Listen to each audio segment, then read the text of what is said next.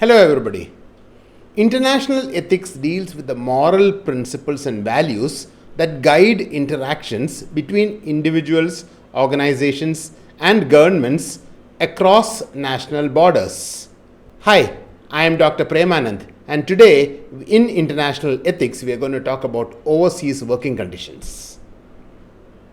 As I told you before, international ethics deals with the moral principles and values that guide interactions between individuals, organizations, and governments across national borders. It's a very complex field because the ethics and norms and standards can vary significantly across cultures. Now, we're going to talk about the working conditions, fair trade programs, Foreign Corruption Act, and bribery. So, we're going to talk about cultural relativism, universal human rights, and the responsibilities of multinational corporations. Why do you focus on working conditions? Because work is fundamental to the human dignity and well-being. Globalization has created complex supply chains, raising ethical concerns about labor practices worldwide. And consumers and investors are increasingly demanding ethical sourcing and production. We've seen possibly pictures of people working in miserable conditions in long factory lines or in congested factory outlets or places where there is possibly no ventilation, the heating conditions are terrible, the living conditions are even worse, and things like that.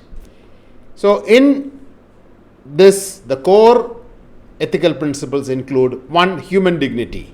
All workers deserve to be treated with respect and to have their basic rights upheld regardless of where they live or what they do.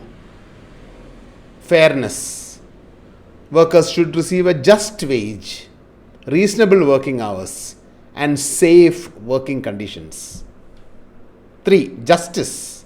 Systems should be in place to prevent exploitation, discrimination, and forced labor.